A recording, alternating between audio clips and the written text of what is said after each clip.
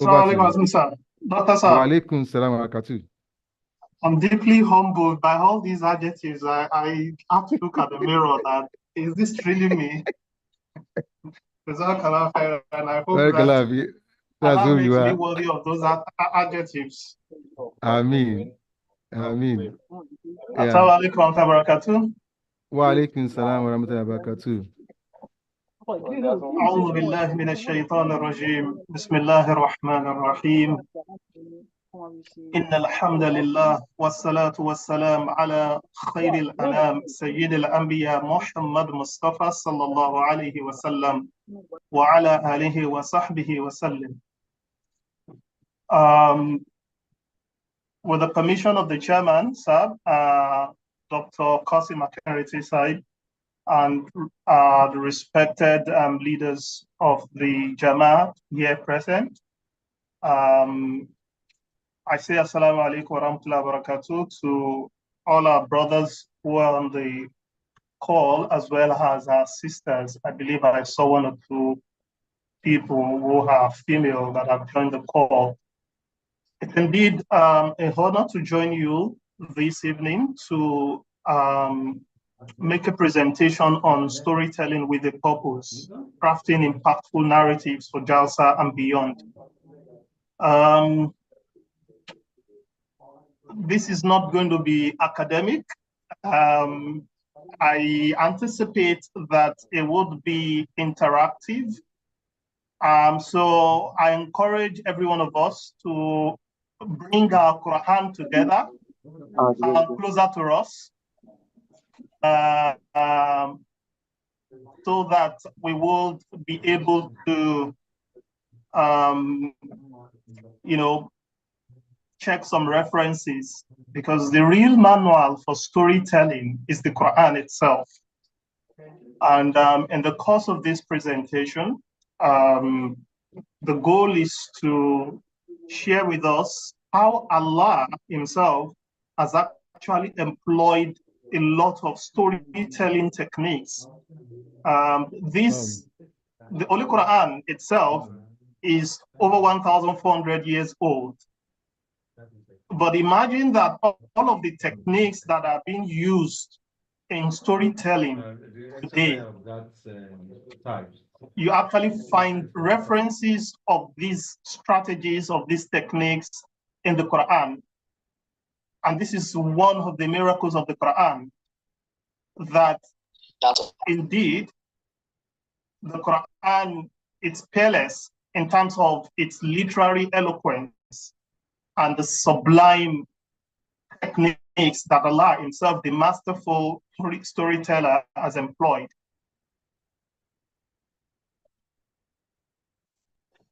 So we're going to go through key main topic areas. The first one is storytelling, unpacking the fundamentals. We would be looking at what are the fundamentals, of storytelling, analyzing the concept of storytelling, looking at a few frameworks. Then we will delve a little deeper by looking at effective storytelling techniques. Your story, your choice. There are several techniques out there. In some quarters, you have up to 25 techniques. Some have put it at 15. Some have put it at 24. So there are several techniques, but in the course of this presentation, we're just going to look at a few that I consider highly relevant for our own purpose, and which I think would be very useful when we are putting together our stories for Jalsa Salana. Then finally, there is an heart to everything. So we'll be looking at the heart of storytelling, and whereas would we look at our reference manual than the Holy Quran. So we would be analyzing a particular story from the Holy Quran. We would see how this story, as Allah has told this story, actually, demonstrates to us the technique of storytelling, the principles, the stages, the phases of storytelling that has been, canonized in today's literary world. without further ado, so we will start. We'll begin by acknowledging that Allah Himself, when you want to ask who is the best storyteller, of course, Allah is non-comparable with any other being, but He Himself has declared, نحن نقص عليك أحسن القصص بما أوحينا إليك بهذا القرآن وإن كنت من قبله لمن الغافلين. We narrate unto thee the most beautiful narration by revealing to thee this Quran, though thou wast before this of those not possessed of requisite knowledge. From this verse of the Quran, it is evident that the Quran itself is a book of stories. And I'm sure we will all agree, having read over and over the many stories that Allah, presented in the Holy Quran. But stories have a purpose. Stories have a purpose. And this verse explicitly tells us the function of the story. Right? The first function of a story, based on this verse of the Quran, is that, now don't forget, all stories are not the same. And this is what Allah said in this verse of the Quran, Ahsan al-Qasas, the most beautiful narration, the best of all narration, right? And therefore, if a story is told well, if you employ the right techniques, then what happens? أوحينا إليك هذا القرآن. Then just as Allah has inspired humans, inspired the Holy Prophet Muhammad sallallahu alaihi wasallam with the Quran, similarly, her stories will have the capability of inspiring readers or listeners to her stories. So the first function of a story is inspirational. It inspires. Then the second one is also وَإِن كُنْتَ مِنْ قَبْلِهِ لَمِنَ الْغَافِلِينَ. It is to impart unto us knowledge, wisdom. The things we do not know before we become aware of them. And if for any reason that we are writing stories about Jalsa Salana, it is meant to fulfill these two main purposes. One, to inspire. Two, is to impart knowledge about Jalsa, to tell about the sacrifices, the effort of our forebears, the effort of our fathers, of our brothers, of our sisters towards organizing Jalsa all these years. Despite having to face numerous challenges, hurdles that they have to scale, but they made sure that they continue to fulfill this responsibility based on the guidance of the promised Messiah, alayhi salatu wassalam. And therefore, we take a lot of lessons from the style, from the theme, from the structure of how Allah has told stories in the Holy Quran. That's our manual. So let's unpack the fundamentals of storytelling.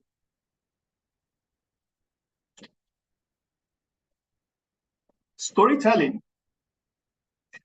involves putting together language in a narrative form just to make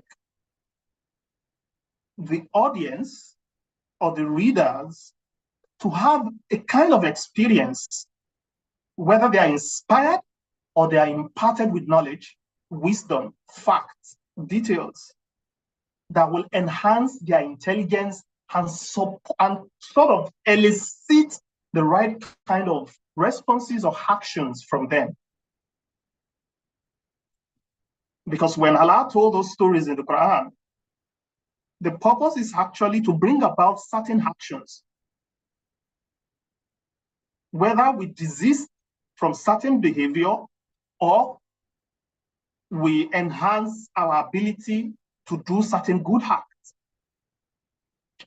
And so in the world of storytelling, you definitely see that there are different 4 ways of telling stories.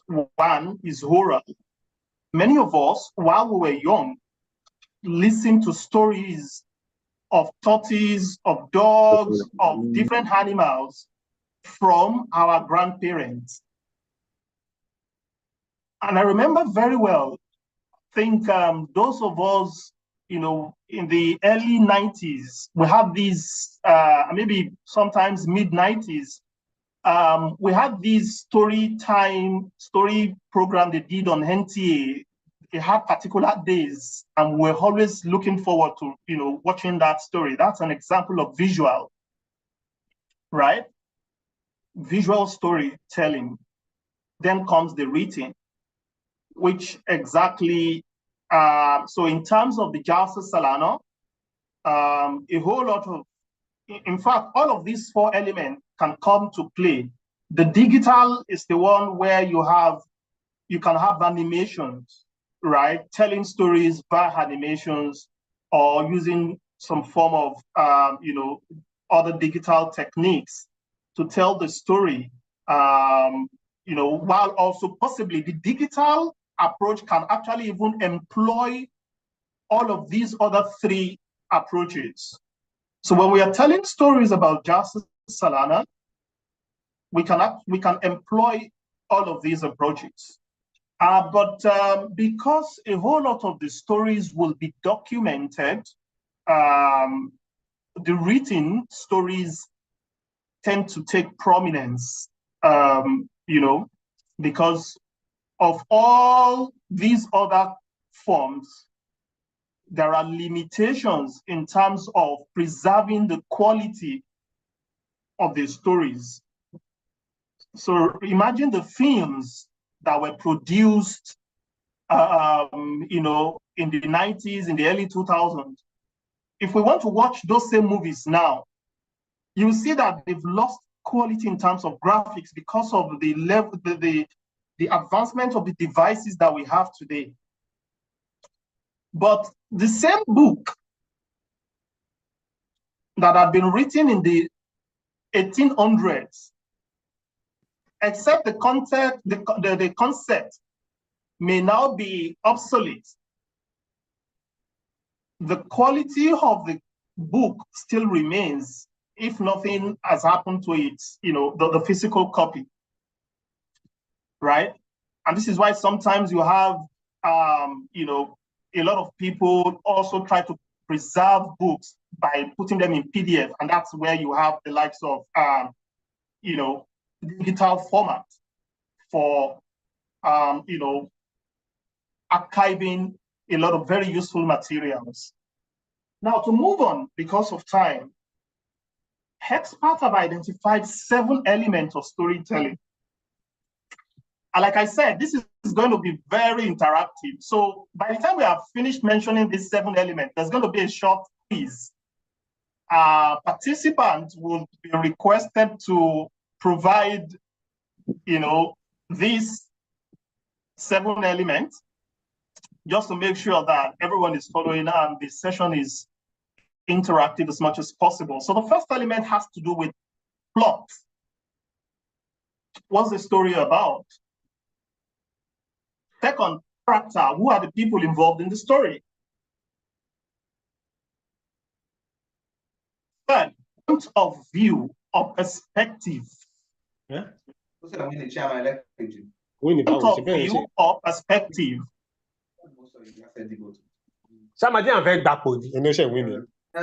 Setting. How did the story happen? In what place? When did it happen? Style and lexicon. Because storytellers do not have the same level of knowledge, the same kind of experience and exposure. Therefore, people tell stories in different ways. Some can be very captivating when they tell their stories, while others will tell stories and you just feel like, can you just please end this? Now, it has to do with style. And some will use words that make you remember the story even after 30 years. That's because they painted a very solid imagery that your mind captured in the moment and would not leave your mind because of the lasting impression it has had on your mind. And conflict. In fact, there is no story without conflict. Have you ever noticed that the stories that people hardly forget are stories of conflict? Where there is a fight, where there are stories of good things, people often forget them easily. Take, for example, when you see a lot of writings on the internet, when people are calling one people bigot, tribalistic, where did you think this story came from? The 1967 to 1970, Civil War. People have not forgotten that story till today. That same story had made it into a cinema. It had made it into a book, Half of a Yellow Sun by Chimamanda Ngozi Adichie. And by the way, that's one person, except for her sentiment, her tribalistic sentiment, that's one person I really admire a lot when it comes to storytelling. When you read Purple Hibiscus, the Americana, Half of a Yellow Sun, you will enjoy Chimamanda Ngozi Adichie's style of storytelling. And when she even reads or recounts this story, you will appreciate the precision of our words, the eloquence of our sentences, and the beauty of the voice with which she delivers these stories. But just to say that when you look at a lot of theme in the Holy Quran as well, you would notice that it's also surrounded by conflict. There are instances the Quran told stories of ideological conflict, where you have, people, the prophet representing Tawheed, unity of Allah, as against the people, the kuffar, who represent, idolatry. Then you also have, take for example, the story of Prophet Sulaiman and the Queen of Sheba, Bilqis. It was a story of conflict, ideological conflict, because they did not believe, they were worshiping something else apart from Allah. But look at how Allah told that story. We will come to examples of some of these stories in the Quran shortly. But it tells that Allah, no, you need to understand and appreciate the depth of the Quran. These are common things that scholars of storytelling of this age have listed as key elements of storytelling, but all of these are masterfully applied in the Holy Quran. Because of time, I won't dwell much on this. The theme, why are you writing the story? What is it about? Every story, وَاذْكُرْ عَبْدَنَا زَكَرِيَّا, Allah will introduce the theme. Remember our servant, Zakaria. Then he wants to tell the story of Zakaria. Story of Zakaria, it has something peculiar to it. That's his theme. وَاذْكُرْ عَبْدَنَا دَاوُدَ وَاذْكُرْ عَبْدَنَا إِدْرِيسَ. Allah told the story one by one, mentioning names of prophets. And with each prophet, there is a theme. Apart from the general theme of the Quran that focuses on Tawheed, the unity of Allah, there is a theme. And which is why when you read the beauty of the commentary of the Holy Quran as published by the Ahmadiyya Muslim Jamaat, you will see that there are some verses they call the Hamim surahs. They have a common theme. Every verse, every chapter has a theme of its own, a theme that is not unconnected with the theme of other verses, because there's a central theme that the Quran represents, and that is Tawheedullah, the unity, the oneness of Allah. So your story has to have a theme. If we are all writing about Jalsa Salana, that's a central theme. But within this theme are also sub-themes. Do you want to tell stories about the sacrifice, financial sacrifices of people? Or you want to tell stories about the, bodily sacrifice of people, where people don't have money, but they are able to put themselves to work, hard labor in the cause of Allah? Do you want to talk about the martyrs of Jalsa? There are past Jalsas where people were returning home, but they died before they got home. Do you want to tell the stories of people who have died after serving Allah rigorously? We have an example of a doctor who had served throughout the period of Jalsa Salana, and even though he was tired, he still thought he would be able to manage and drive home himself. But inna lillahi wa inna ilayhi raji'un, he lost his life while driving home. And guess what? From the story I learned that the parents were not even driving far off from that brother. And the parents witnessed how the car somersaulted when he had the accident that eventually claimed his life. How should this parent feel? These are stories. This is a perspective, point of view that you may want to explore in your own stories. Many people will have different accounts, different experiences of Jalsa Salana, but you will determine who are the character. Do you want to tell the story about car park? Who are the character of the car park?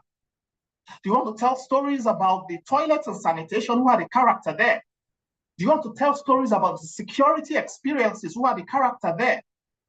Do you want to tell the story of pre-Jalsa event or post-Jalsa event? There are so many angles that I can tell the story of Jalsa Salana from. You can put the setting together. Or do you want to talk about how the brotherhood that the promised Messiah والسلام, has fostered among members has helped them resolve a lot of conflict that had happened during Jalsa Salana? Because know how, when you have gathering of at least 30,000 people, conflicts definitely happened. In the case of people genuinely, sincerely wanting to discharge their own individual responsibilities, but had to navigate some very challenging situation where certain times people don't understand the perspective of other persons. But then, because they truly believe in Allah, they have to demonstrate true patience and morality to navigate some of these complex, sometimes very challenging situations. So,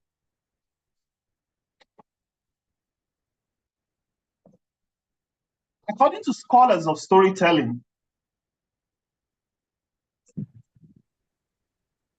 now before we go ahead, I had promised that once we are done with this session, that particular slide, I was going to request people to, we have 7 people volunteer to tell us one by one, just one of each of the 7 elements that should make up a story.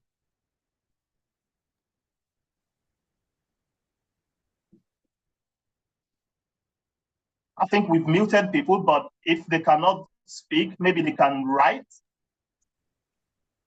Assalamu alaikum wa rahmatullahi wa barakatuh. Wa alaikum assalam wa rahmatullahi wa barakatuh. Yes, I want to thank you for the message so far. The first one that you mentioned was to have a good plot. Plot, excellent. Jazakallah khairan.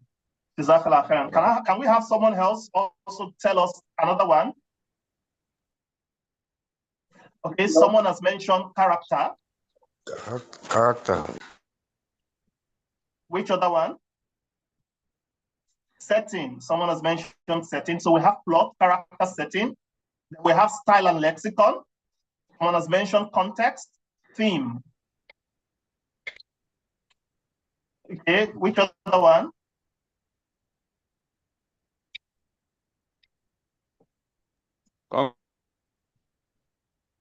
Point of view, excellent. Point of view, conflict. Okay, I think we've covered all. Jazakumullahu khairan.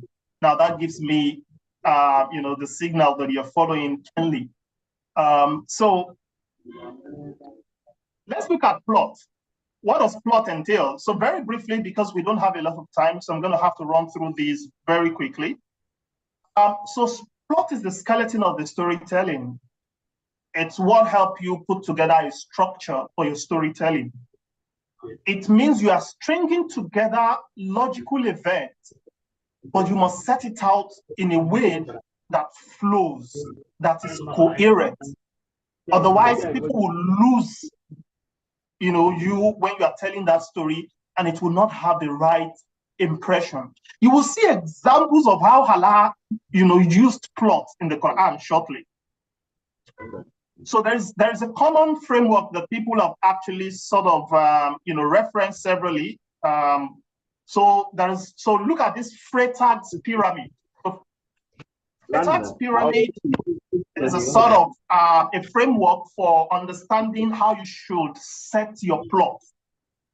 So according to Freytag's pyramid, when you're telling your story, you start by making exposition. People don't know what you want to talk about. So you try to espouse what you want to speak about, what you want to tell story about. Then you go right into mentioning the particular incident you want to write about. Then you build up that incident. You lay out the story in a logical way, such that you build up to a place where people are wondering what is next, until you now reach the crux of the story itself. Then once you describe the crux of the story, where everything has come together, then you begin to now narrow down to say, bring home the points that you want people to really pick from that story, until you finally then set the story to rest. Because of time, the next one we're looking at is character. Character is central to storytelling. When you look at the Quran, for example, you will see that Allah has character for all the key stories stated in the Quran, right? So you have to map your character, and in mapping your character, some of the techniques to bear in mind is that you must learn to build a lot of imagery around your character. For example, if you are going to describe one Alhaji Adelegon who sacrificed a lot in ensuring that food gets to people during Jalsa Salana, you're not just going to mention Alhaji Adelegon just like that. There's an Alhaji Adelegon. He was the one responsible. Can you describe Alhaji Adelegon a bit? Alhaji Adelegon, is 5.7 feet tall. He has very, large face, round face. He has beard. When he smiles, you can see his premolar, even up to his molar. He laughs so heartily. Now, the child or a family member of Alhaji Adelegon, perhaps Alhaji Adelegon, I'm sorry, I'm just using a very, very wild example, is no more with us. Then when you're telling this story, mentioning key attributes, details about his physical look. When the children or grandchildren of Alhaji Adelegon read your story, they feel as though they are seeing their father again, right? They feel so connected to that story because they think as though, wow, so people even know our father like this. So you need to bring your character to life. Now, in characters, you can have fictional character, you can have real character. In a lot of cases, when people tell stories in fiction, they invent the character. They invent the character. But in our own case, when we're telling stories about Jalsa, we need not reinvent anybody, right? these persons are real or were real when they were alive. And therefore, you know, even if you don't know them closely enough, but you know that they need to feature in a story, you can speak with people who know them. Or you can get a picture of them, then use that picture to build a very strong imagery.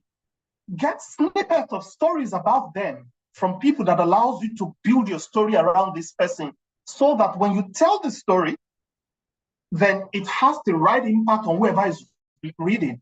May Allah, admit our respected Alhaji Mujib Idris Saib to paradise. When it comes to transportation in Jalsa, is the Nazim for transport, right? Today is no more with us, right? Someone else is going to take over that position in his stead, right? Now, these are people who have demonstrated a very high level of dutifulness and dedication over the years. Now, if you're going to tell stories of people like this, you need to be able to describe Alhaji Mujib Idris, right? I can't remember ever hardly seeing him without his cap. He's always wearing his cap, except if he lies down, his cap falls off. When you tell that story, a young man who is reading that story will say, wow, these are people who are devoted. Even in their dressing, you see the level of humility that keep. So you describe your character in a vivid way. Next, point of view or perspective. We can tell the story differently, right? And the point of view that people apply towards storytelling will differ depending on where they sit, right? The people sitting on the stage during Jalsa will tell a different story from the people sitting under the tent, from the people whose work is security and they have different outposts, but only listen to the lectures and programs during Jalsa just by their radios or the reach of the speakers. The story they will tell will differ.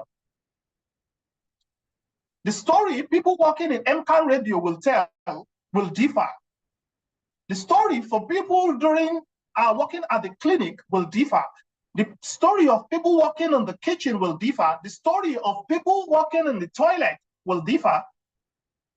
Different people will tell stories from different perspectives. And guess what? The story of people who used to go and swim in that river, before, what's the name of that river again in Ilaro? Back in the days, in the 90s, when early morning, I think Harmattan of nowadays is no Harmattan. Harmattan during those days was real Harmattan. The Harmattan is terrible. Your lips will break. Somebody always bring rock. But still, people will still go very early morning to go and you have the likes of Alhaji ASK, when he was still very young and still a card in there. They will march up people to come and round up people in the, I'm telling a story now. Only few people who, were old enough at that time will remember some of these stories, how people go to this river to go and, you jump. Look at that river today. You can tell your story. That river has changed. The river looks like a real river where you can jump from a height, but now it's already filled up with a lot of debris, such that it's almost looking like a place where water is just, accumulated and flowing, right? But when we look at point of view, there are 5 key point of views that have been identified. So you can tell your story from a first-person point of view, right? Many times people tell their story from a point, from this point of view. Hide your own personal experience, right? But you can also tell your story from the first person peripheral. Now, this is not your personal experience. You're telling the experience of someone else who is close to you, who you share his or her own perspective about that particular theme that makes up the story you're telling, right? But then there is also the story you can tell. So we can employ this. There's also the story you can tell from the second person, the you, right? So You're telling a story that speaks to the audience. And this can come from a way where whether you have done some level of interviews, you've done some kind of survey where the audience had responded to certain questions that you've told, but you're not now relaying that story back to the audience based on the information you grasped from them early on. But generally, that is mostly expository in nature, rather than, telling a story that inspires, because you've already taken stories from, information from them, and you're not relaying back to them.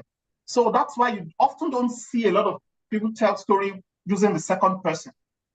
Now, there is a third person story, limited story, that you sort of tell, right? You're telling a story about a few people, right, that you had experience with, right? But those people told you that story. Now, don't forget, those people told you that story, and you're telling that story because it's their experience, and you're telling that story on their behalf. Then finally, there's a third person omniscient story, where the person telling the story actually knows everything, even more than the people who owns that story. And guess what? Who is the best person that can fulfill this, if not God? The third person, omniscient. Well, humans can model a part of this. For example, if you are a teacher in a class who has raised some very young people, right? You can tell stories of that period of their life because you know them a lot. That also happens with parents, right? Parents also know their children a lot. So they can tell specific stories about these children, at least during those phases of their lives when they were still living under them. So maybe that's why parents are more like, a small God. So the next one is the setting. Sometimes if you want to tell your story can start from that monotone mosque in Ibadan, right? Or it can start from Oshogbo. It can start from Abeokuta in Iberekodo, how people would come very early. How your story can even feature someone who, despite wanting to go for Jalsa, did not have any money to go for Jalsa and don't know whether they will be able to attend the Jalsa, but they just packed their bag and said, we will go to the mosque. Maybe Allah will show me grace that I will be able to join them in this year's Jalsa, even though I don't have any money. Some people would come to Jalsa with nothing in their pockets, right? Or it could be the story of acceptance of prayer for some people who just knew that they can't miss that tahajjud session during Jalsa Salana. And guess what? Since that first year, they've never stopped coming to Jalsa Salana because they saw the manifestation of Allah in their lives. Or could it also be the stories of those people who got married during Jalsa Salana? So many settings you can actually put. The style and lexicon, the choice of words, right? You may focus on a sentence that is very powerful, or even the entire way you write. You apply a force, a style, that resonates well to the diversity of your audience. And don't forget, style is not forced. When you see the likes of Chinua Achebe, right? When you see the likes of Wole Soyinka, right?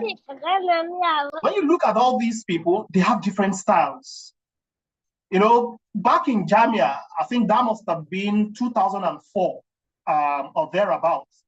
Or I think maybe 2003, 2004 or thereabouts, when Mokaram Shubo Idesa asked us to read The Trial of Brother Jero, a book written by Wole Soyinka. Then we also had to read by 1984 by Charles Dickens, right? When I read Charles Dickens, or even we even have sorry, 1984 was not by Charles Dickens. I think the Charles Dickens one is also the Animal Farm. So now when you read Animal Farm, you are wondering what's this story about. When you read the Trial of Brother Jero, you're wondering what's the story about, right? These are stories with different settings, different style of writers. So you don't force yourself to adopt a particular style. The more you write, the better you get with your style. Conflict. As I noted earlier, there is no great story without conflict. The conflict is not all about conflict of fights, right?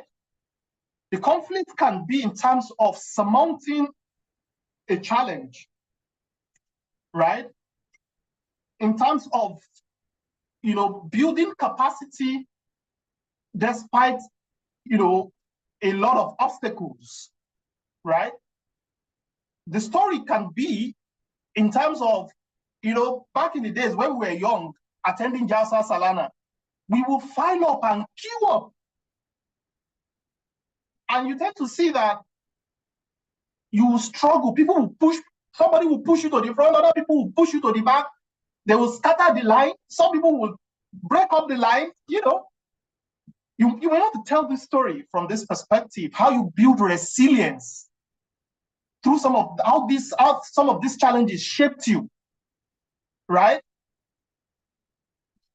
So you want to tell the story of how you played football with your friends, but you were playing that football during Jalsa Salana program, and some of the Khuddam had to come and chase you, seize the ball, and you had great lessons. There were also days when at the far section, they will play a whole lot of videos, stories of the prophets, different stories about Islam, and you will watch. Now, the conflict can be, during those times, you really want to be with your daddy. You really want to be with your mommy. Or the conflict can be your elder brother decided not to want to play with you, that you are too small, he has seen his friend and left you, and you felt all alone. But you built resilience through that. You knew that you could survive any situation, despite these, challenges you experienced while attending Jalsa, right? Then the theme of Jalsa, every year, the Jalsa Salana has different themes, right? Every year, the Jalsa Salana has different themes. So do you want to work on all the themes? The connection between all the themes, of the Jalsa Salana that had happened over the 70 editions? Do you want to group them into decades? The first decade of Jalsa Salana, these are the themes that were treated. The second decade, because when we say 70 edition of the Jalsa, it means we've had, at least intense 7 editions when you group them, in tens. Do you want to explore this? So there are so many angles you can explore your theme from.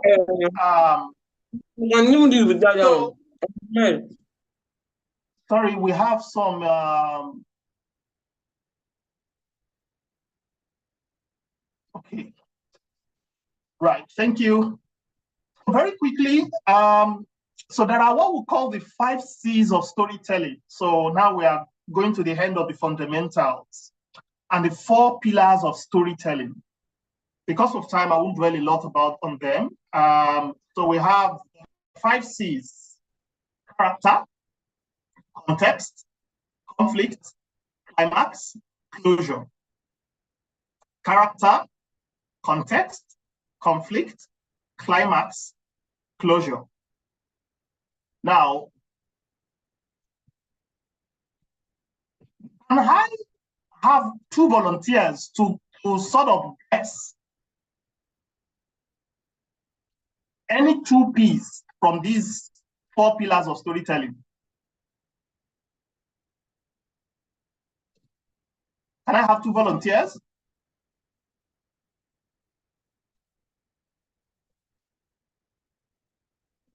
Don't use ChatGPT or Meta AI. Okay, we don't have volunteers. Okay, we have volunteer. Point of view. That's Brother Deniro. Plot, Alabadi, plot. Very good. So we have 2 people who have people at Bibla for this. Okay, excellent. So let's see. These are very excellent, guesses. So what are the 4 pillars of storytelling? People. So you got that right? Yes. Purpose, plot. So you got that right as well. So your point of view, brother that said point of view, you're also very close when you look at that from the angle of purpose. So if you're writing for Jalsa, what's the purpose of your writing? You need to determine that. Now, you remember I said that place matters. Are you writing about what happened during Jalsa in Ilaro? In fact, writing about Jalsa could also focus on financial sacrifice, for example, which would happen in different places.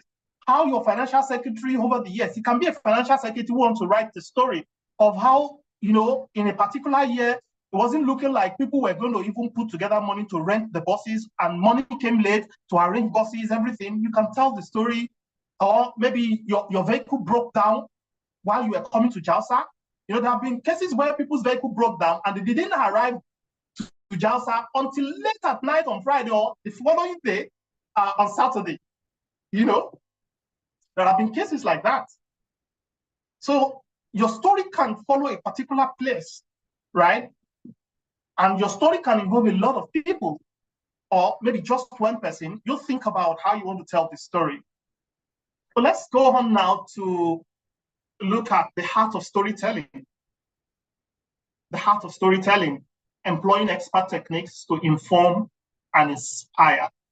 This is what we learn from the verse of the Quran that we quoted earlier about the power of storytelling. Why Allah said, it tells story. نحن نقص عليك أحسن القصص بما أوحينا إليك هذا القرآن وإن كنت من قبله لمن الغافلين.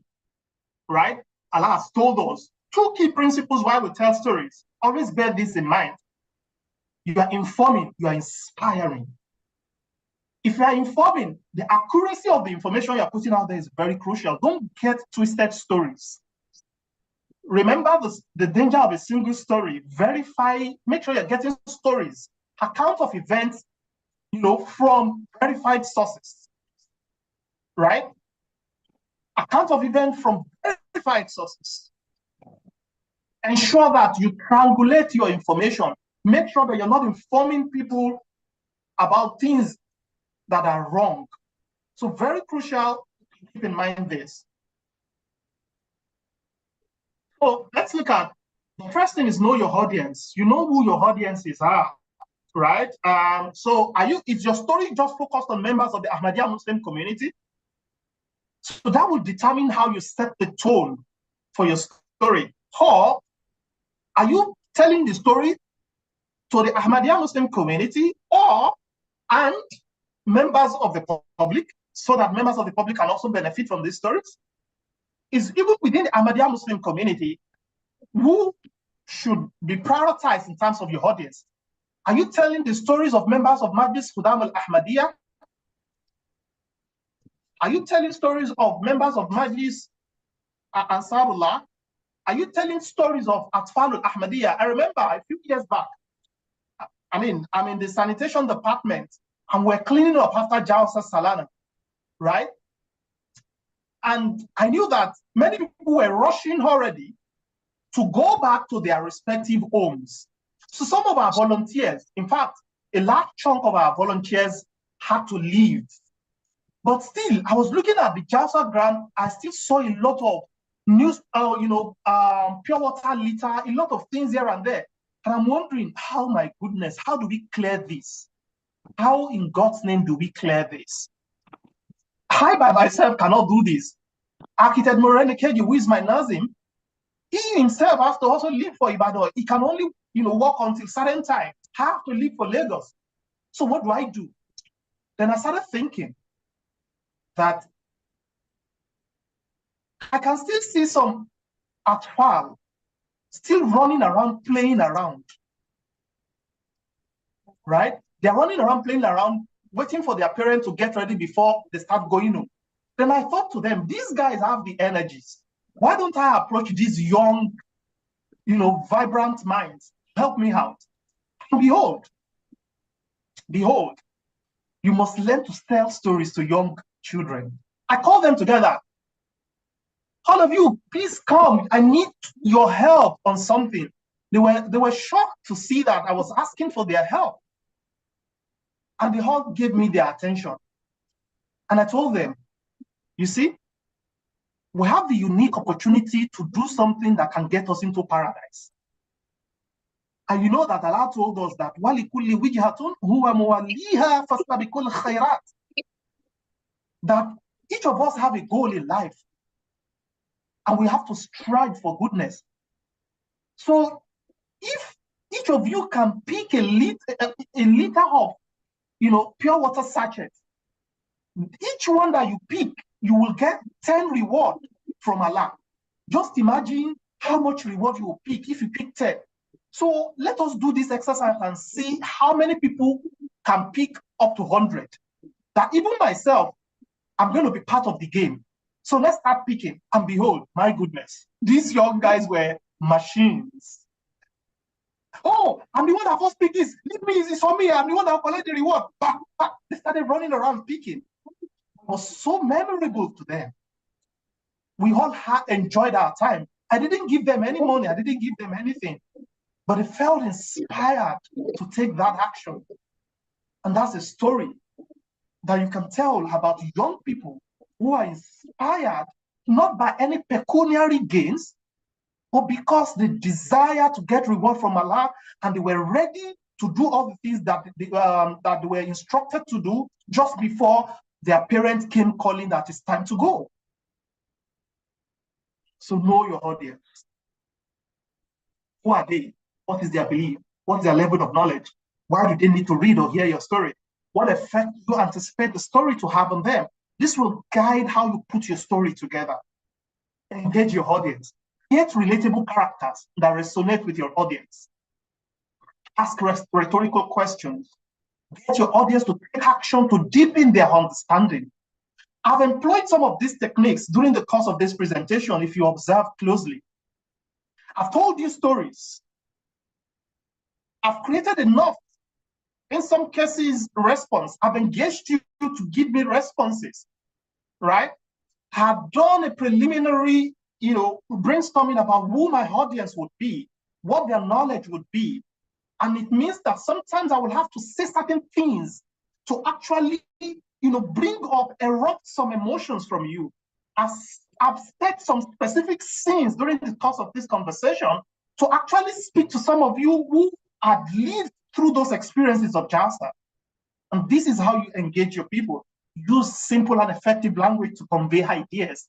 I know sometimes people accuse me that I'm guilty of using very big words. I hope this has been very simple enough for people to understand. Weave your narrative with a lot of emotive appeal.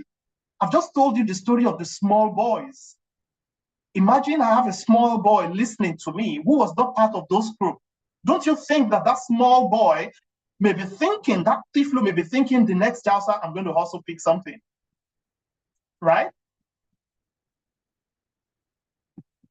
Now, if I know that somebody in my audience wants a miracle, wants a transformation in his life, I can tell the story of someone whose life was not really heading anywhere, but joined me in sanitation work. When people put a lot of respect to your name, but then you understand that you are just a mere servant in the eyes of Allah, I didn't care. I was speaking a lot of liters around the residents of the Hamil, the market. I was speaking liters like I was nobody. And I asked this person,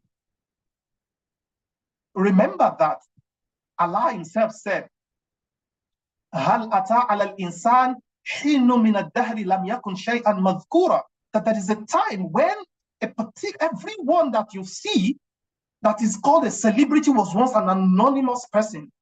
People move from a phase of anonymity to a place of celebrity. And therefore, you must be in a phase where the Prophet described as fana. You've obliterated yourself. You've actually drowned and submerged your ego until you are believing that you are nothing in the sight of God. And watch how God will elevate you. Guess what? This young man worked with me. We picked litters all around. And the following year, Allah showered him with mercy that he never expected. Someone who he was going to meet to support him, to give him a car for hired service, car hiring service, right? Actually gave him that car for free. He traveled from Lagos to somewhere in the north to go and pick the car with the mind that it's going to be higher purchase. But on picking the car, guess what?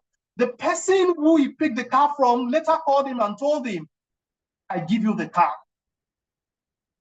You don't have to pay anything.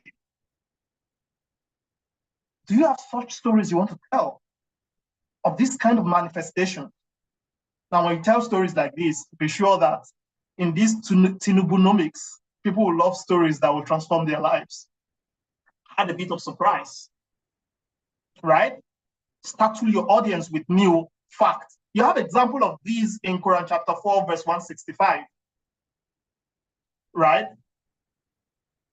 Allah, in his infinite mercy, has employed a whole lot of these techniques, such that even when you don't imagine that,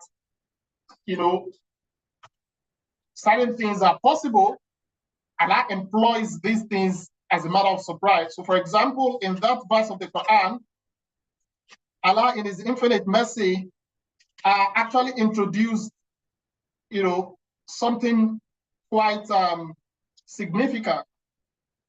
In verse 65, Allah told Rasulullah sallallahu alaihi wasallam, after telling him a lot of stories, he then told the Prophet sallallahu that وَرُسُلًا قَدْ قَصَّصْنَاهُمْ عَلَيْكَ.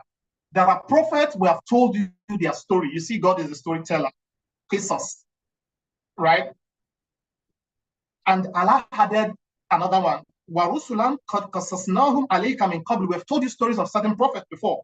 وَرُسُلًا لَمْ نَقْصُصْهُمْ عَلَيْكَ. But there are other prophets we've not told you their stories. Right?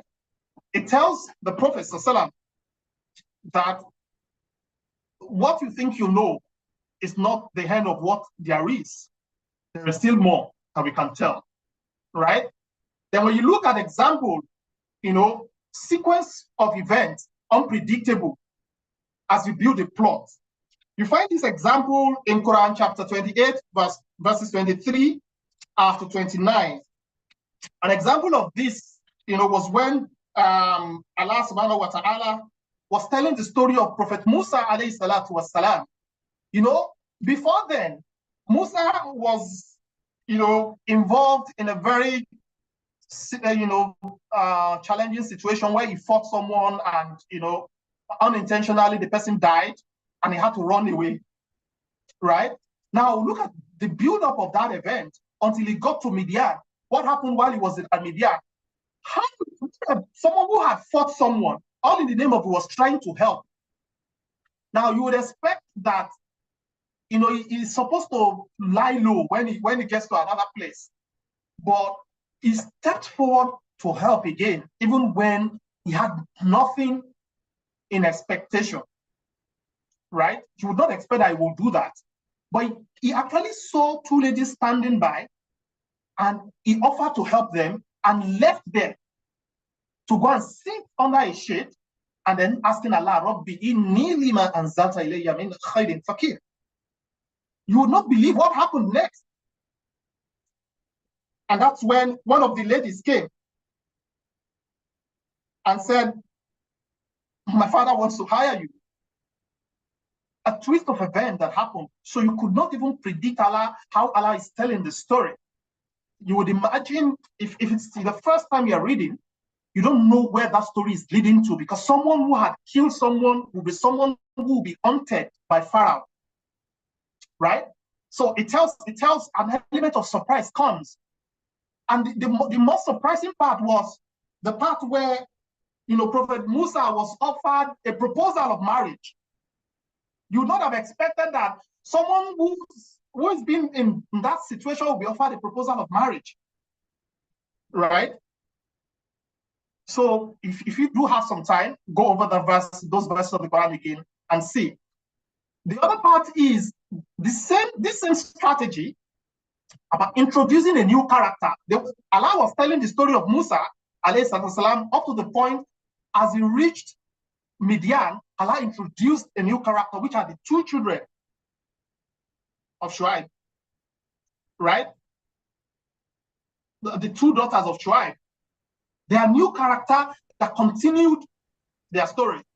Now, you see how Allah had a bit of surprise, right? Introduced new character, and Allah also reinvented Musa. Musa's character while he was in Egypt is different from his character while he is in Midian. Because in Egypt, he was using a lot of power to protect someone, really, but led to the other person's death, right? But his character in Midian was the character of helping the weak as well, right?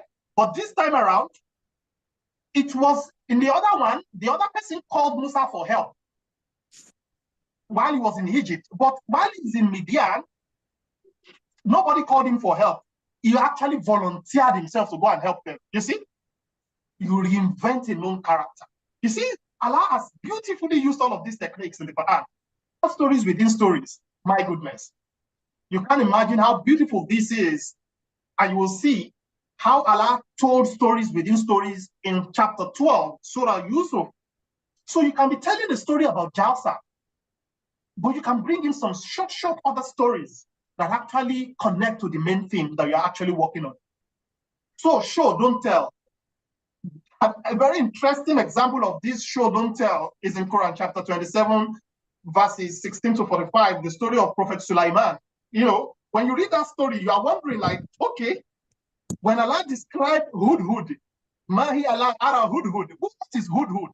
You are wondering, what is Hudhud? Is it a bird? Is it a human? Vivid imagery, right?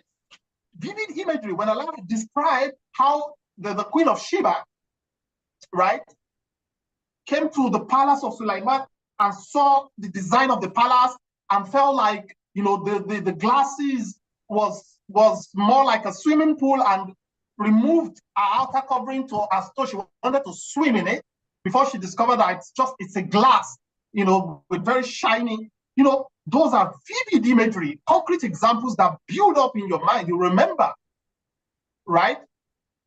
So show, don't tell.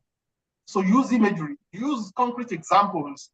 The monomyth, this is the story of, you know, and you have examples of this same thing. You know, Prophet Ibrahim alayhi salatu wasalam, how he was being treated. But then when Allah asked him to go and settle his family in a place, you know, that nobody was living there, inni askantu min zuriyati biwadin ghayri dhi zar'in inda baytika al-muharram rabbana liyuqima as-salah. Tell the story of someone who is perceived as a hero, who is going from a place that is known to him to an unknown place. But then, I mean, you see, beautiful way the Quran has actually explored all of these techniques. Now you have example of foreshadowing, and you see example of this. So you're telling a story. You don't want to lay out everything. You build a bit of suspense in your story. But the future event you're going to describe, you've already left some, you know, some hints in the early part of your writing, so that people look up to something, right? They look up to something that, oh, it's going to still tell that story. I want to read on to make sure I read the next story it's going to tell. And you find an example of this in Surah Al-Kahf, Quran chapter 18, verses 68, 66 to 83. You know, when Allah told the story of Prophet Musa alayhi salatu wasalam, as well as Khidru, you see that Allah employed the phrase إِنَّكَ لَن تَسْتَطِيعَ مَعِيَ الصَّبْرَ فَكَيْفَ تَصْبِرُ بِمَا لَمْ يُحِطْ بِهِ خُبْرًا. That how would you have patience with something you don't have knowledge of? After some of the incidences that happen, Allah will repeat this verse in Alam Akullaka innaka lan tastati'a ma'iya sabra. It tells you that, oh, what's going to happen next? What's going to happen next? Until he later told him the stories, the purpose behind some of his actions. You see that from that verse of the Quran, those verses of the Quran, they build suspense, right? They build a lot of suspense. So there's what you call in media res method. So you begin your story from what has started before, right? You begin your story from the middle. You're not starting from the beginning. You're beginning your story from somewhere in the middle, but you will now leave this story there, then come back to the beginning to tell the story of what happened, link it up to where you started and end the story. You have an example of this in Quran chapter 28, verses 4 to 7. So what happened in that verse? Allah told the story of Fir'aun and his odds, the people that supported him. So when you see verses 4 to 7, you know, Allah said, Natlu alayka min naba'i Musa wa Fir'auna bil haqqi liqawmin yu'minun. Allah told all the story until he told the story, وَنُرِيدُ أَن نَمُنَّ عَلَى الَّذِينَ اسْتُضْعِفُوا فِي الْأَرْضِ. Allah told the story of how he has enslaved people and everything. Now that is in the middle of the story. But guess what? Allah then went back to the beginning of Musa himself. When you look at verses 8 to 14, Allah then looks at وَأَوْحَيْنَا إِلَىٰ أُمِّ مُوسَى, and at the end, Allah then started to tell the story of Musa as a child with his mother, how Allah tested his mother, after having to put the child in a cot and place him on the river until the wife of Pharaoh picked him, raised him. Before all of these issues and confrontation with Pharaoh happened, look at which is the most masterful way to tell a story than what you find in the Quran. You build a lot of suspense. So we see that there is no one that tells the story better than Allah. And we come to the final part of this presentation, the heart of storytelling, the ABCDE framework. And we'll find examples that there is nothing here that Allah has not demonstrated in the Quran. So as you look to tell your story, the scholars of storytelling, have advised that you follow this approach in telling your story, right? Because it connects your audience. It helps people to stay glued to your story. It helps you to build your story out, to inform and to inspire. Never forget these two things. These are the things that Allah himself told us about why he tells story, why Allah told the story, right? When you inform people, they know better, they act better. When you inspire people, they don't do ordinary things, they do extraordinary, exceptional things, right? Somebody will read your story about financial sacrifices and will improve on his financial sacrifice towards Jalsa Salana, right? Someone has been coming to Jalsa and all he or she has been doing is looking for spouse or looking for mathna in the market. That person may change when you tell the story about how some other people have taken away blessings from Jalsa while some people have frolicking around the market doing obnoxious things. Now, some of these things I'm saying, they're building images in your mind because you relate with them, you resonate with them, right? So you start with what happened, right? Because you really want people to have a feel of what you want to talk about very early on. Otherwise, they lose interest in the story. So you must have a hook, something that gets people glued to your story. When you give that very brief snapshot of what really happened, then you now go back to what led to that thing to occur, the background. You've seen an example as I just related from the Quran. Then you now build on it. How did it happen? But when you're building on it, you also have to remember that you're not just telling a story for telling's sake. You must demonstrate why that story is important and build up the story to a climax where people's attention will be very high and they lose the consciousness of other things around them because they just want to see that story and know where it is leading. The climax. Why is it significant? And finally, you want people to know why you have actually told that story. Why should they care? Why should they care? So if you make a table, right? Make a table, a 2-column table, and put each of these there, right? On one column, you put each of these. On the other column, you now put your write-up, matching each of these. That way, you have a structured approach to building out your story. Once you've built out the skeleton of your story, then take out those words, put them on the page properly, then build it out, nourish it with additional words, examples, and everything, put a very, proper structure, and you have a good story. But you can actually use this model to tell your story. Now, the Quran has adopted this same method as well, right? Surah to Yusuf. When you check Quran chapter 12, verse 5 to 7, what did Allah say? You find it absolutely interesting to see how Allah subhanahu wa ta'ala is the masterful storyteller. And Allah has not made it, just a statement, half of nothing, to say, نَحْنُ نَقُصُّ عَلَيْكَ أَحْسَنَ الْقَصْصِ. We are the best in telling stories, right? Look at, Allah told the story. In the first one, what happened? إذ قال يوسف لأبيه يا أبت إني رأيت أحد عشر كوكبا والشمس والقمر رأيتهم لي ساجدين. He said, remember the time when Joseph said to his father, oh, my father, I saw in a dream 11 stars and the sun and the moon. I saw them making obeisance to me. Tell me, when you read this, don't you want to know what happened? Next. Now, then the father then tells Yusuf that, oh, my darling son, relate not thy dream to thy brothers. Don't tell your brothers this dream, lest they contrive a plot against thee. For Satan is to man an open enemy. So you're asking yourself, why did the father say that? Then Allah now said, you want to know why?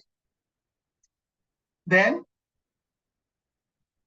go and read from Quran chapter 8, 12, verses 8 to 9.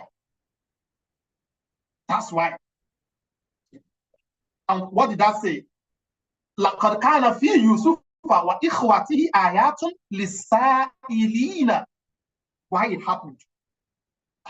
And, interestingly, we're saying, why did it happen? Why did the father of Yusuf say that? Then Allah said, if you're truly an inquirer, right, you will find a lot of beautiful lessons, signs in the story of Yusuf.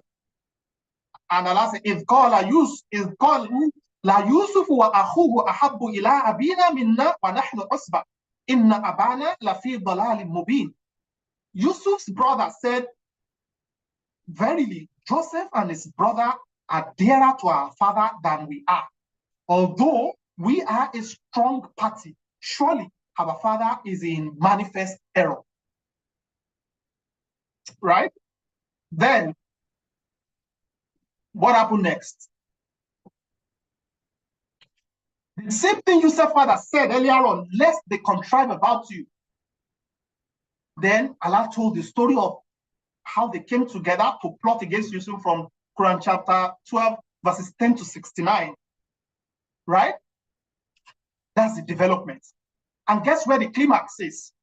Now, in that same verses 10 to 69, remember, one of the techniques is stories within the story, stories within story.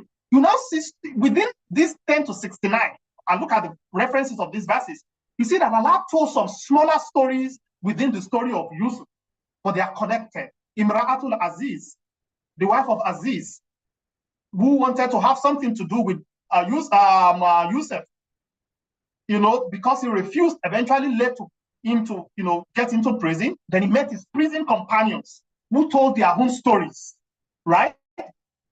The prison companions told their own story, their own dreams, which Yusuf interpreted for them. Then there's the king dream. The king dream was what eventually led Yusuf out of the prison. Now, where is the climax? The climax was at the point where Yusuf now became the head of treasury, right? And eventually, had to make his brothers realize their errors, right? So the climax was at the point where he wanted to rescue his younger brother from these same brothers because he was afraid they were going to do the same thing they did to him, to his brother. And the ending was where it was clear. It was really clear to Yusuf's brother, that, wow, we thought. So what was the ending like? It said, فَلَمَّا دَخَلُوا عَلَى يُوسُفَ آوَى إِلَيْهِ أَبَوَيْهِ وَقَالَ ادْخُلُوا مِصْرَ إِنْ شَاءَ اللَّهُ آمِنِينَ. And when they came to Joseph, he put up his parents with himself and said, enter Egypt in peace, if it please Allah. And he raised his parents upon the throne. Look at the powerful ending. And he raised his parents upon the throne, and they all fell down, prostrate before God for him. And he said, oh, my father, this is the fulfillment of my dream of old. Look at that powerful ending to say that despite all of your challenges in life, if you stay true to Allah, you will definitely attain your most cherished dreams that Allah has revealed to you in life. If you stay true to Allah, no matter the challenges you face from your family members, from your co-workers, from other people around you. Respected brothers and sisters, I know our time is fast spent, but I believe that the message is clear, has been passed. The heart of storytelling. We can employ these same techniques that the Quran has employed to tell our stories, to inspire and inform the present and future generations of members of the Ahmadiyya Muslim community, as well as the larger world around us. Jalsa Salana is not an ordinary event. It's an event that is inspired by God, and therefore it holds a lot of significance for our spiritual growth. It's a ground for us to test ourselves. It's a fuel to test us in terms of our preparation to demonstrate the high level of morality that we have built for the past 11 months or even years before. Because a whole lot of us will be tested during Jalsa. Patience. Your patience, your humility, sacrifice. Beyond the speech that you make love for holy trade for none, you demonstrate that during Jalsa. So you see a whole lot is there for us at Jalsa. So I believe that this session has been useful. And hopefully, if you have some questions, we'll be able to address these questions. I'll put out these so that anyone looking to write stories about Jalsa, you can use these 5 C's to create what we call a star moment in the minds of your readers. Remember, your story is to inform and to inspire. Make sure you tell something people will always remember. Jazakumullah khairan, ahsana jazahan for listening. Assalamu alaikum wa rahmatullahi wa barakatuh.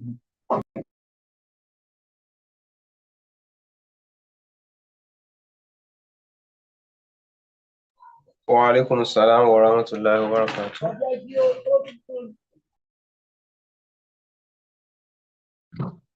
Wa alaikum assalam wa rahmatullahi wa barakatuh.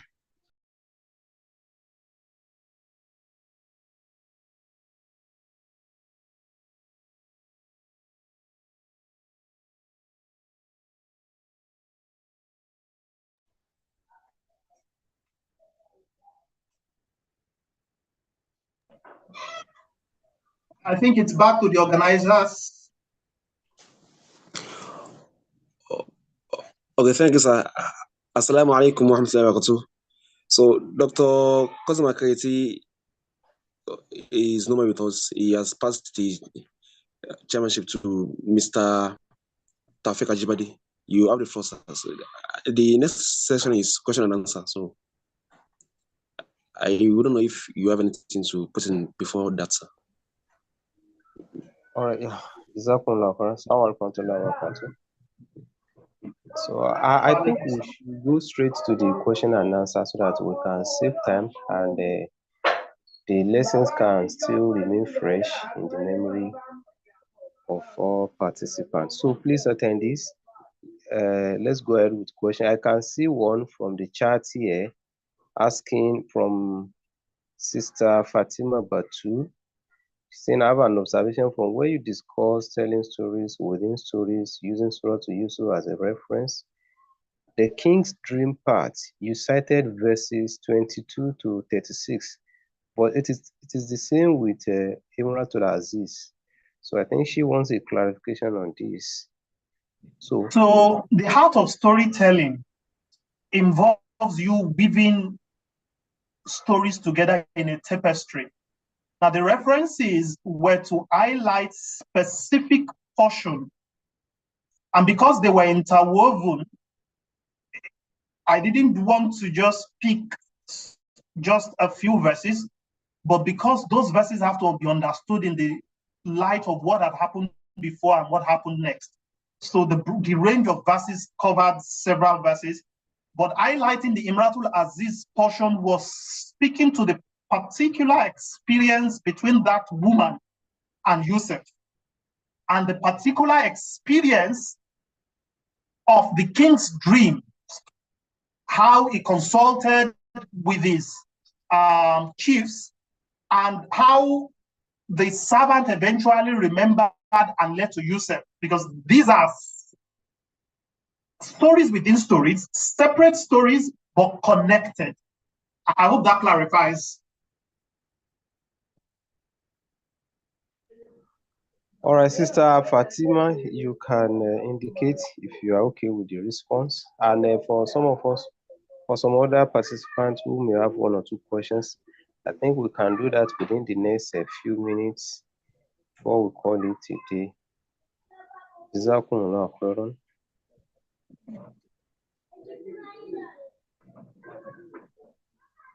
All right, Sister Fatima has just acknowledged.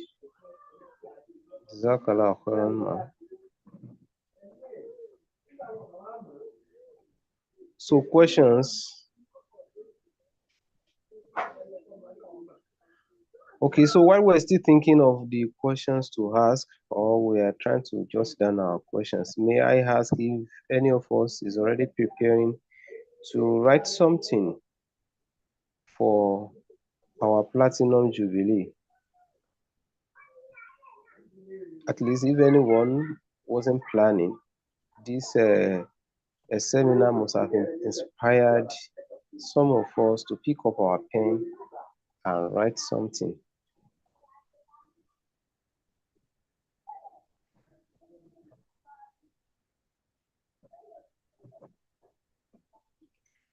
Yes, please, you can turn on your mic and speak.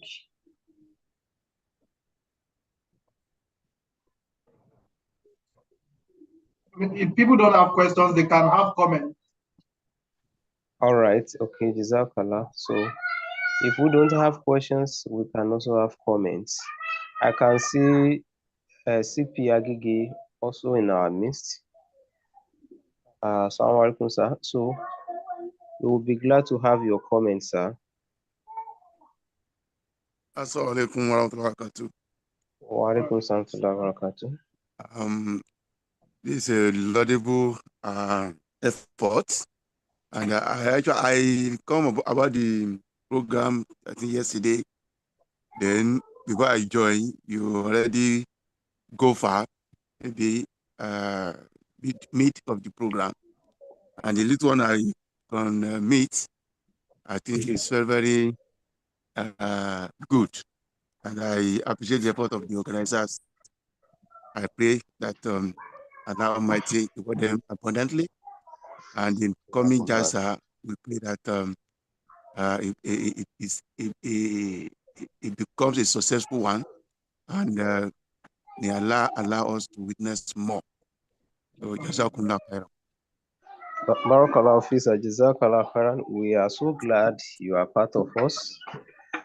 Thank you very much. And we are hoping you will help us encourage our young brothers and sisters within the circuit to contribute immensely to writing for the Platinum celebration and even beyond. You remember, we also have a writing platform, the Mask, Majlis Sultan Kola, where we expect every young members of this Jamaat to be a member. Sure. All right, Jazakallah, sir. We have from Brother Ibrahim Jima here asking, are we allowed to write stories narrating individual experiences at Jalsa without being a member of Sultan or Kolam? If yes, where do we submit short stories? All right, thank you. You can actually write your experiences. We will be glad to receive that. Brother Abdul Qadir Saib will share the link of where you can submit your write-ups. So we will be waiting to receive it. Whether you are a member of MASC or you are not, you are free to write for this special celebration. We will also encourage you to join MASC and join the vanguard that Imam Mahdi alayhi salatu wasalam actually wished is established within the Jamaat. Sister Amotul Hafiz said that, and in regards to that, can we write our Jalsa stories in any form? Could be in correspondence? Okay. Malim Hussain Sahib, you will answer that question yourself. Could be in correspondence form or an exchange between two individuals.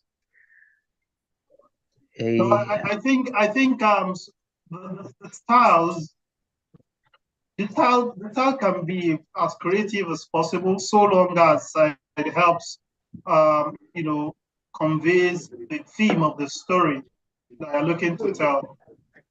Right. So, Jazakallah khairan. So, Sister Amtul Hafiz, I think you can hear that.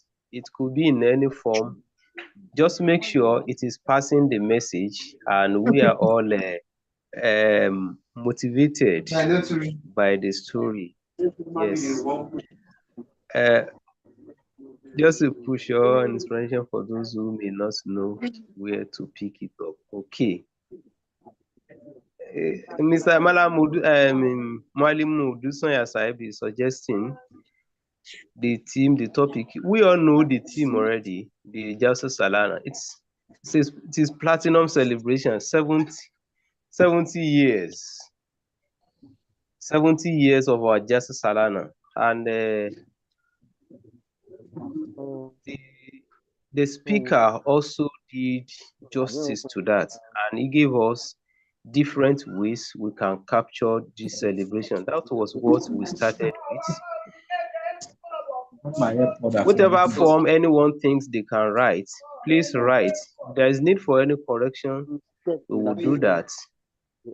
While writing the Platinum Jalsa stories, are we going to add up things from the previous Jalsa Salana? If yes, where can we?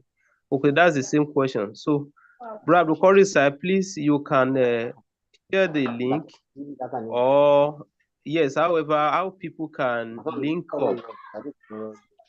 Brother Korisa, Brother Korisa, Brother Korisa. Yes, people are asking how they can submit their articles for platinum celebration. Please, you can share that one in the chat so that people can get that message and get across. All right. I've just said it. Okay, yes, I've seen it. So please, you can see it here. jalsasalananigeria@gmail.com. Whatever you have written, send them to jalsasalananigeria@gmail.com. So thank you very much. I think we have just a few minutes left here. I don't want us to take longer. First, I would like to thank the speaker, Malim Agbaje Saeb, who is also our respected chairman for Majlis Sultan Kolam, Nigeria. Jazakumullah khairan for the brilliant delivery. I have been inspired personally, and I want to believe everyone has been inspired. If like our CP who joined midway, and he said he was so glad with what he meant midway. So what will happen to those of us who have been around throughout the presentation? Jazakumullah khairan. I also, can we have a copy of the PowerPoint, sir? It's been shared with the Qadri app, so it would get it to everyone. Or is it possible to upload here? Let me see. Yes, I think we should be able to do that. Brother Qadri, can you try that and let's see, so that people like our CP and others who joined later can have a copy.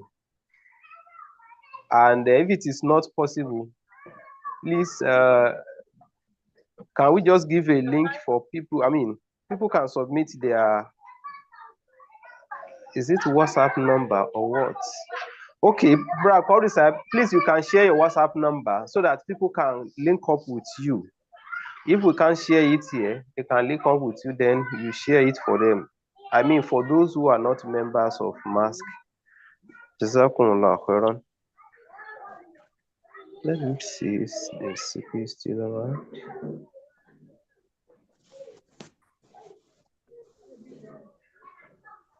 All right.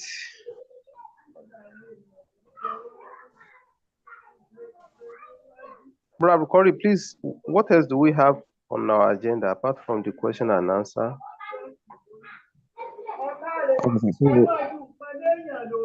Sir?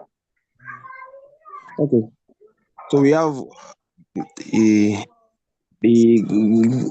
guest remarks and vote of text of thanks, then before the closing prayer. Okay. So guest remark, we have heard from our CP. So whoever wants to, okay. Sorry, I'm trying. I think I can see one or two questions there again. The seminar was very insightful. I really appreciate it. I had a notion that males can only join Majlis Sultan al-Qalam. Is that wrong? Or females can join? Chairman Saib, you have a question here. That's an interesting one. So, by the constitution of Majlis and Sultan al-Qalam, its membership is actually only restricted to males, but it doesn't mean that we are not able to publish articles, submitted by other people. So if there are any of our sisters who have articles that they want to publish on the MASC, we're happy to take those articles, right? Mualim Abdul Basit Odusoya is our General Secretary for Membership. And we have our respected Ola Abdul Qadri Saab as well, who is also our General Secretary for Administrative Matters. So you can reach out to them and they will guide you on the processes. So we're happy to take your articles, and publish them, but just that per the Constitution, we are unable to, admit you as members of Majlis Ansar Sultan al-Qalam. We hope you understand this, and but this should not deter you from, sharing your articles, and we're happy to publish them on our platforms, whether it's on the website or social media platforms. I hope that clarifies. Thank you. Jazakallah, Brother Ola Abdul Qadri Saib, I think you can share the link where people can share can send their articles for MASC, so that our female sisters who want to write, they will know where to submit their articles for further publication. Also, Brother Abdul Qadri Saib, I think this question is for you. Somebody wants to get previous write-up on Jalsa Salana. So can you share the link for the Jalsa website? Okay, for MASC.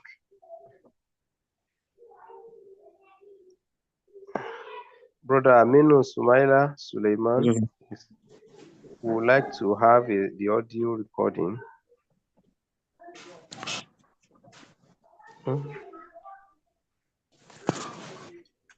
The audio recording can only be shared after the meeting has ended. So, Brother Aminu Suleiman Saib, if you are a member of MASC, that's fine. You will get the audio recording on the MASC platform. If you are not, there is already a WhatsApp number here on these charts. So you can copy the WhatsApp number Then you message the WhatsApp number later for the link to the audio recording. Jazakumullah. So on some of the questions, I Yes, just sir. want to check something. So for the sample of articles published for Jalsa, uh, presently, though there are times when we publish articles for Jalsa, but the websites you are using now, it was built last year. So what we published last year was just names. So we don't have published articles, stories, and the like. So we're just adding that this year. So that's part of the essence of the program. But a sample of what we can check and maybe get more samples and inspiration for is a website from Jalsa UK. So I'm showing it now. It's jalsaconnect.mca.tv/blogs. So they are. Can you help us write it here? Okay, it's here already. Yes, I just shared the link. So Yes. we can check it and see some stories, and though I don't think they are well detailed, like they are well formatted with what we've just learned, but at least it can still guide us to know how or what to write on. And for the the link to this section, it's recorded. So I'm going to share the link now, and we can just go to YouTube and search for Majid Sudan Ahmadiyya Nigeria YouTube channel. So we can it's being live streamed via that channel. So Okay. I've also shared the link now, so you can just get it secret. All right. So that's permanent. Jazakumullah. So I think we can go to the vote of thanks. Okay, sir. Assalamu alaikum wa rahmatullahi wa barakatuh. Wa alaikum salam wa barakatuh.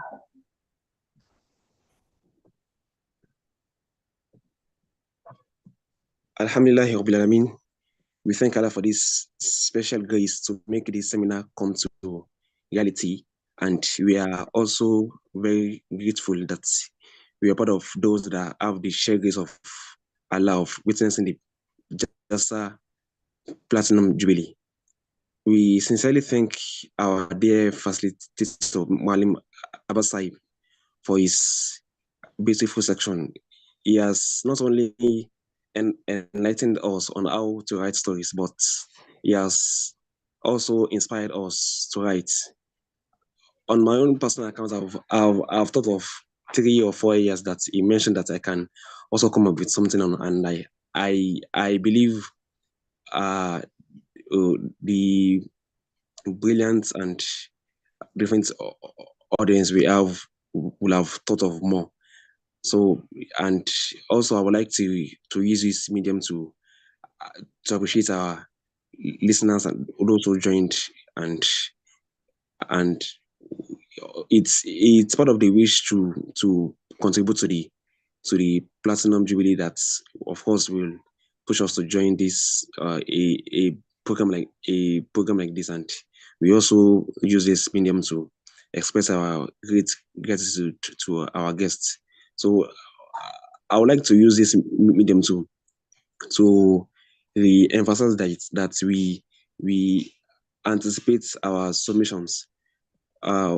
We've shared broadcasts requesting for submissions, be it articles, poems, and other forms of write-ups. It can be testimonials, reflections, or just experiences. The from what we've learned so far from this section, what we can write on, and of course, Jasa is a divine garden, and it's a very it's a great garden. So it's not possible for just a team or someone to write on all all departments or all the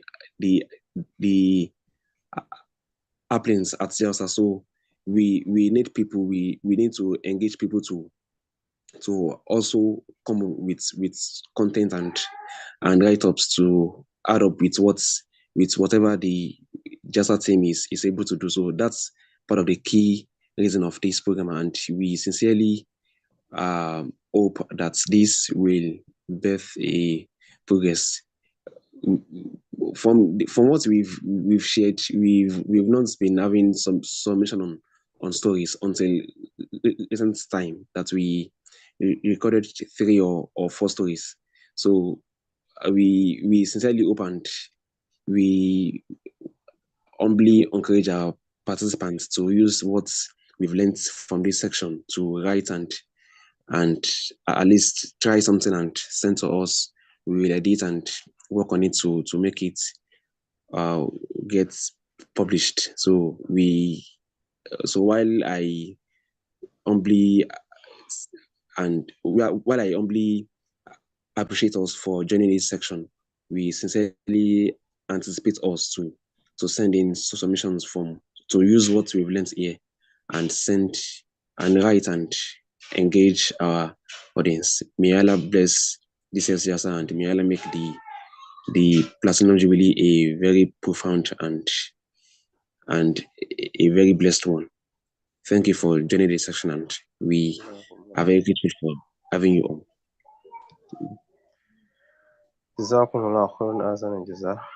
I don't know if our CP is still around. Let me check the chat. Yeah. Yes. All right, sir. Please, you can lead us in the closing prayer. All right. Surah Al-Fatiha wa Darud. May Allah accept this as a heart of ibadah. Bismillah.